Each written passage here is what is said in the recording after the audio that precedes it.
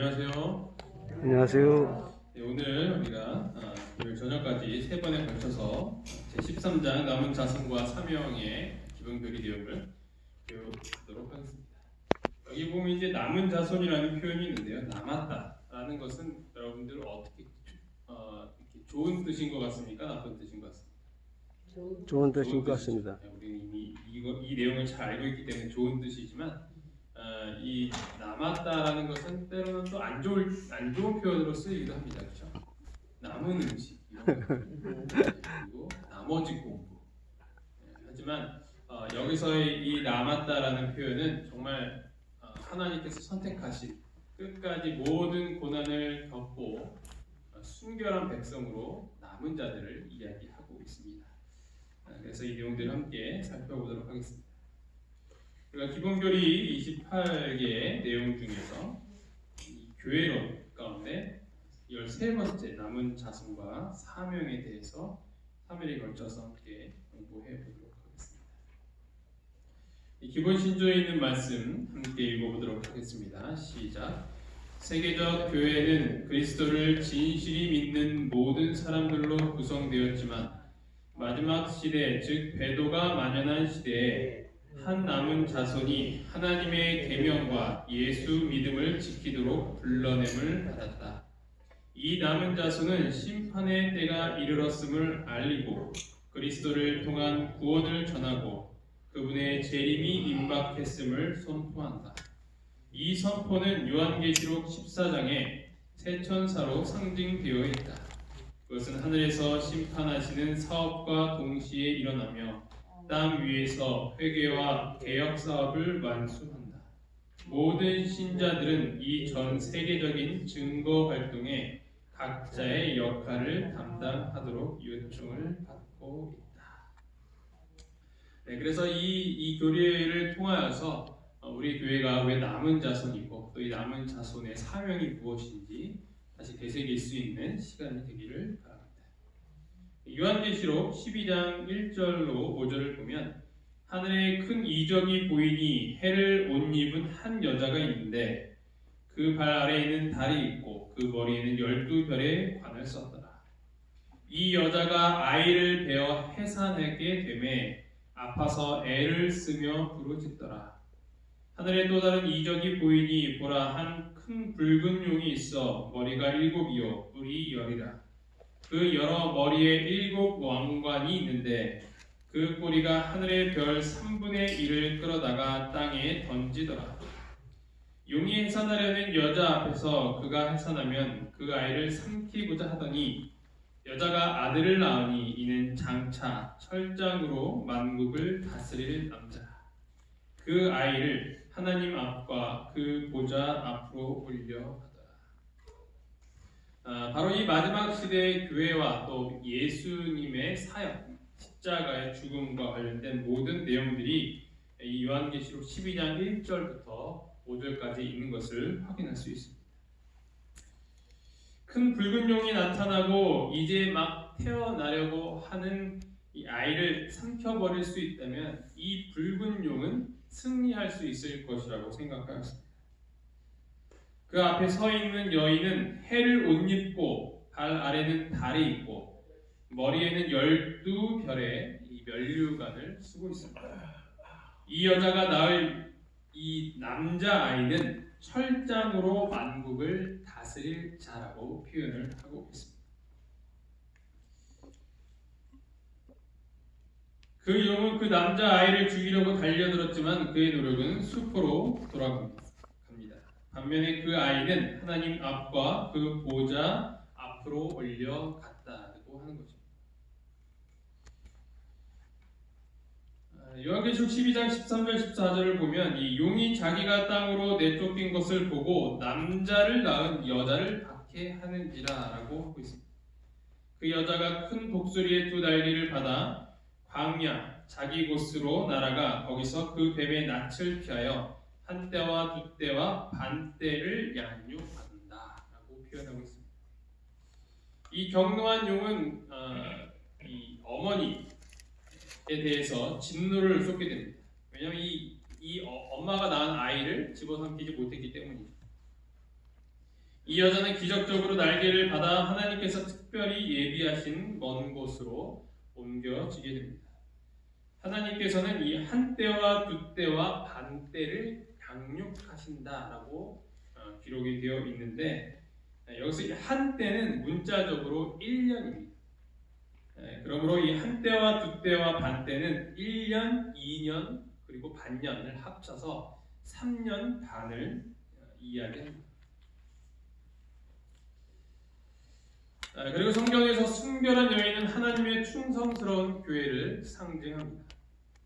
또한 음행자 혹은 간음자로 묘사된 여인은 배도한 하나님의 교회로 상징이 됩니다. 사탄을 나타내는 큰 용은 남자아이, 즉 오랫동안 고대하던 메시아이신 예수 그리스도를 삼키려고 기다리고 있었습니다. 그는 예수님과 맞서 싸울 때 로마 제국을 그의 그 도구로, 그 목적을 이루기 위한 수단으로 사용하였고, 결국 십자가에서 죽이는 데 성공을 하게 됩니다. 그래서 이 아이를 죽였다고 기뻐했지만 오히려 그것이 패배했다는 것을 깨닫게 되었던 것입니다. 십자가에서 그리스도는 사탄을 꺾으셨던 것입니다.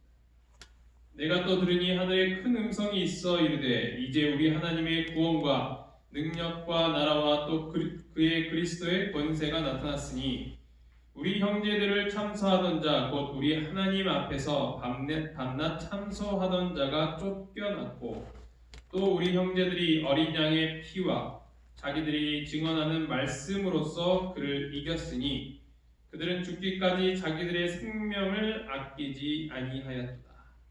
그러므로 하늘과 그 가운데 거하는 자들은 즐거워하라. 이 하늘에는 이 승리의 기쁨이 충만하게 되었습니다.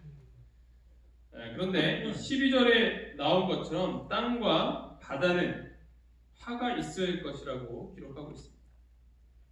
그러나 땅과 바다는 화 있을진저 이는 마귀가 자기의 때가 얼마 남지 않은 줄을 알므로 크게 분내어 너희에게 내려갔음이라 하더라. 그래서 이 마지막 때 이 사탄의 분노가 이 남은 자손들에게 미치게 된다는 것입니다. 용이 자기가 땅으로 내쫓긴 것을 보고 남자를 낳은 여자를 박해하는지라. 교회는 이 시기 동안 극심한 환난을 겪었지만 그래도 살아남게 됩니다. 그 여자가 광야로 도망하며 거기서 1260일 동안 그를 양육하기 위하여 하나님께서 예비하신 곳이 있더라. 이 광야라는 단어는 극심한 고난을 상징합니다. 그와 반면에 양육이라는 단어는 그 가운데에서도 이 교회를 돌보셨던 하나님의 역사를 상징하는 것입니다. 여기서 이야기하고 있는 1260일, 이것은 조금 전에 또 읽었던 한때와 두때와 반때, 3년 반, 그것을 합친 일수와 같습니다. 1260일은 예언 해석의 원칙, 즉 1일을 1년으로 해석하는 그 원칙에 따라 이 기간은 1260일이 아니라 1260년이라는 것을 보여주고 있는 것입니다. 바로 성경 말씀대로 사는 자들을 죽이고 박해한 배도한 교회가 빛의 자녀들을 암흑으로 몰고 갔었던 이 중세 암흑 시대의 기간을 이야기하고 있는 것이죠. 하지만 이 광야의 경험이 끝난 후에 하나님의 백성이 나타나게 됩니다. 요한은 그 무리들에 대해서 이렇게 이야기합니다. 용이 여자에게 분노하여 돌아가서 그 여자의 남은 자손 곧 하나님의 계명을 지키며 예수의 증거를 가진 자들과 더불어 싸우려고 바다 모래 위에 서 있더라.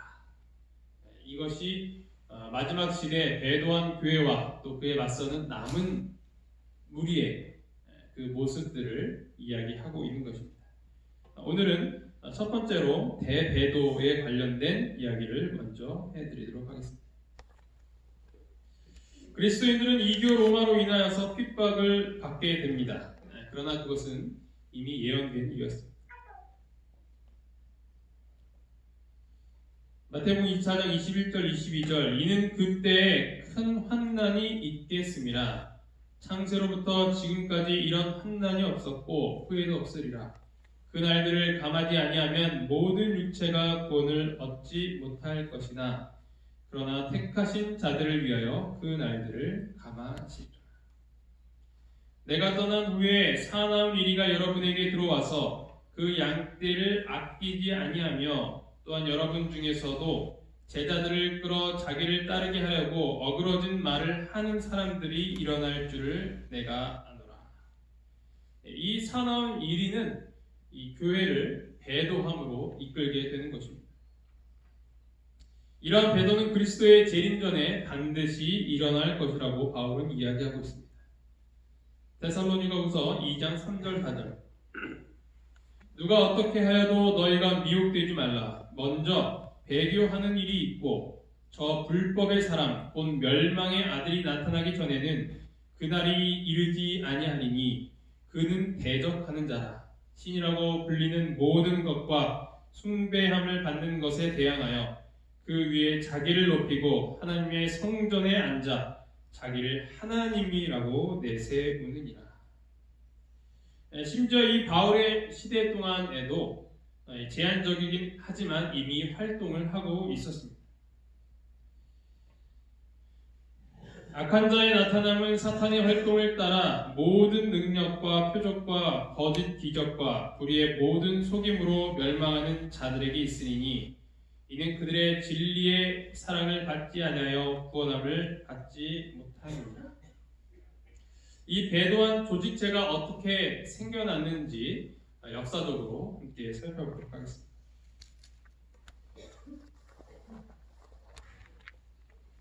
교회는 첫사랑이 떠난 뒤 교리의 순결성 높은 표준, 연합의 결속을 상실하게 됩니다. 예배에서 이 형식주의가 뿌리를 내리게 됩니다. 지도자들을 선택하는 데 있어서 인기와 개인의 권세가 점점 중요해지기 시작합니다. 그리고 그들은 권위주의에 빠지게 되었습니다. 모든 교회 교인들은 개인적으로 그에게 복종해야 하였고 그를 통해서만 구원을 받을 수 있다라는 심각한 오류를 받아들이게 됩니다. 그때 이후 지도자들은 교회를 섬기는 것이 아니라 다스리는 것으로 생각을 하게 되었습니다. 이렇게 점진적으로 개인과 하나님 사이에 끼어든 이런 사제의 성직자 계급 제도의 개념이 발전되었던 것입니다. 이 초대교회 때는 이런 성직자 평신도 이런 개념도 없었고 어떤 설교자 그런 목사 이런 개념이 없고 집사들도 복음을 전하며 또 말씀을 가르치고 순교하는 그런 모든 만인 제사장직의 개념이 가득했었습니다. 개인과 지방교회의 중요성이 감소되면서 로마의 주교는 기독교의 최고 권세자로 부상을 하게 됩니다. 황제의 도움을 받아 이 최고의 주교인 교황은 전 세계 모든 교회 지도자들을 능가하는 최고의 권세를 부여받은 전 세계 교회의 수장이 되게 되는 것입니다. 이것이 과연 성서적인가? 그렇지 않다라는 것이죠. 교황권의 지도 아래서 그리스도 교회는 더 한층 깊은 배도에 빠져들게 됩니다. 교회 인기의 계속적인 상승이 이 타락을 가속시키게 됩니다. 회심하지 않은 자들이 교회 내에서 부담이 느끼지 않을 정도의 그런 표준들이 요구되는 거죠. 그냥 그렇게 살아도 된다. 그렇게 살아도 구원을 받을 수 있고 이렇게만 하면 충분히 가능하다. 돈으로 사면 된다. 그러한 잘못된 가르침들이 들어오게 되는 것이죠. 진정한 그리스도 교회에 대하여서 거의 알지 못하는 명목상 교인들만 교회를 채우기 시작하게 된 것입니다. 여기에 더하여서 이교의 교리들과 우상들과 예배의 방식들과 의식, 축제들이 함께 교회 내로 들어오게 된 것입니다.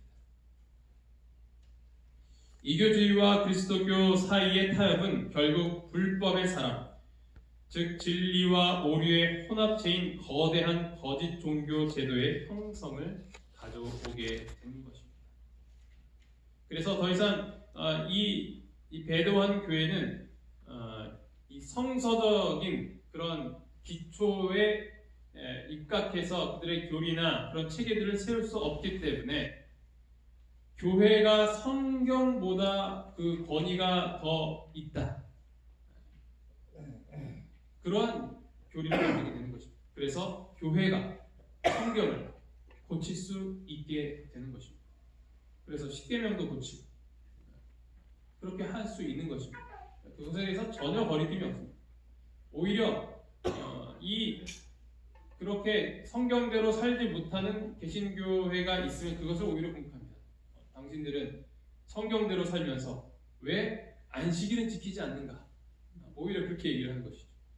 안식일은 이 교회의 권위로 우리가 바꾼 건데 왜 그것을 따라하는가에 대한 질문을 했을 때 그것에 대해서 종교개혁자들은 제대로 된 답변을 하지 못했습니다. 물론 그때는 이 안식일에 대한 온전한 빛이 있지 못했고 그때 당시 현대의 진리는 믿음으로 말미암는 구원이었기 때문에 그에 대한 확실한 그런 이 빛을 받지 못했지만 그것을 통해서 알 수 있는 것은 무엇이냐면 그들이 결코 성서적이지 않았다는 것입니다.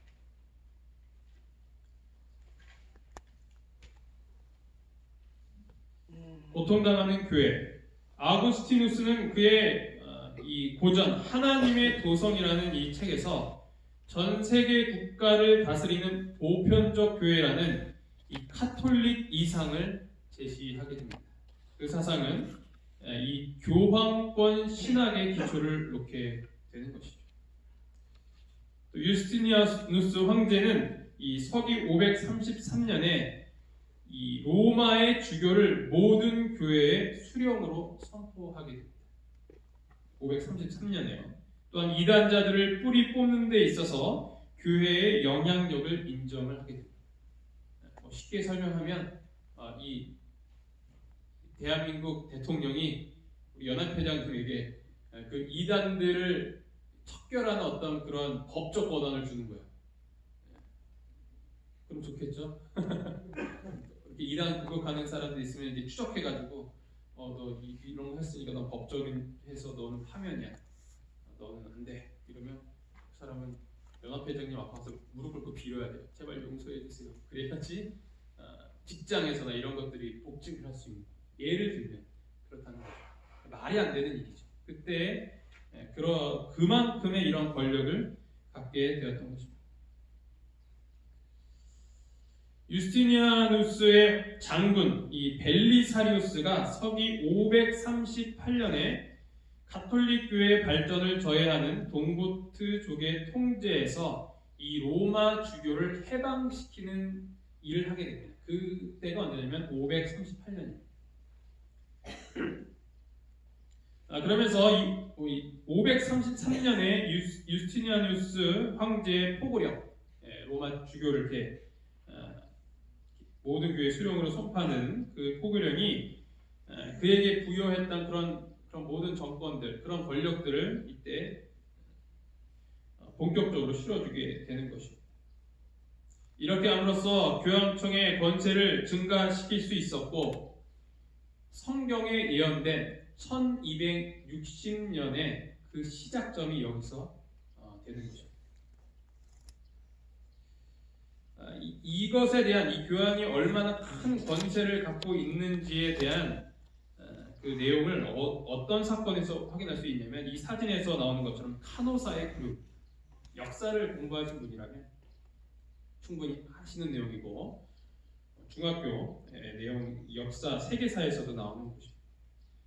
1077년 1월 28일 신성 로마 제국의 황제 하인리히 4세가 이 자신을 파문한 이 그레고리오스 7세 교황을 만나기 위해서 이탈리아 북부의 카노사 성으로 가서 용서를 구한 사건입니다.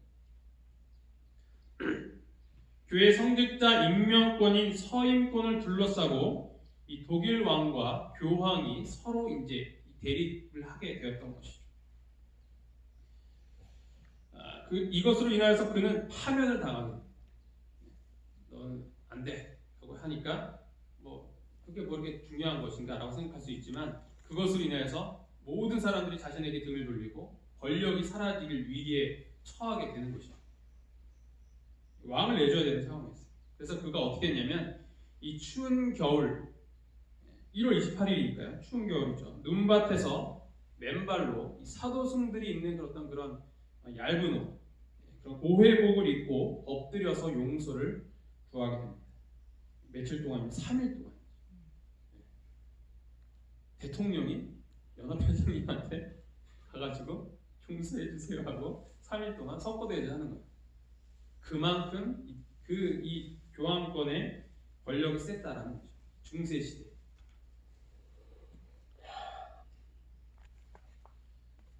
교황 권력이 황제 권력보다 우위에게 서게 되는 그러한 시대였던 것입니다. 교회는 국가의 도움을 받아 이 오류를 모든 그리스도인들에게 강요를 하게 됩니다. 역사를 찾아보시면 안 돼요. 실제 있었던 내용입니다. 많은 사람들이 박해가 두려워서 그들의 신념을 포기하였지만 성경에 충실했던 수많은 사람들은 모두 죽임을 당하게 됩니다. 이 시기가 바로 종교 암흑 시대입니다. 이 기간을 통하여서 수많은 그리스도인들이 죽임을 당하게 되고 오류로 가득 찬 로마 교회의 가르침으로 백성들은 더욱 복음에 무지하게 되는 것입니다.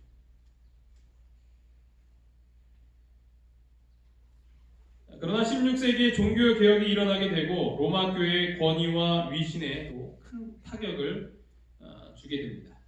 교황권은 종교개혁을 막기 위하여 수많은 위협과 학살을 가했지만 사회적으로 그리고 종교적으로 자유를 외치는 이런 큰 세력들 앞에서 그는 결국 패배하게 되는 것입니다. 마침내 538년부터 1798년까지 성경에 예언된 1260년이 지나갔을 때 프랑스 정부는 나폴레옹에게 이 교황을 사로잡아 오도록 지시합니다. 베르티에 장군이 이 교황을 사로잡은 그때가 언제냐면 바로 1798년. 한때와 두때와 반때의 예언. 이 남은 자들을 괴롭히기 위해서 그렇게 했던 이 핍박의 기간, 교회를 핍박했던 그 기간이 맞춰지는 때가 바로 이때인 것입니다. 그리고 그는 유배 중에 사망하게 되므로 그 모든 시련이 끝나게 됩니다. 이 사진이 바로 이 피우스 6세 교황의 죽음을 이렇게 나타내는 그림입니다. 이와 같이 성경에서는 이런 배도한 교회가 일어날 것이고 또한 핍박 가운데 그 모든 신실한 그리스도인들이 위험에 처할 것이라는 것이 성경에 이미 예언되었던 것입니다. 하지만 그 교회는 하나님으로부터 양육을 받게 되었고 지금까지 이렇게 하나님의 그리스도인들이 이 세상에 충만한 이때까지 오게 되었던 것입니다.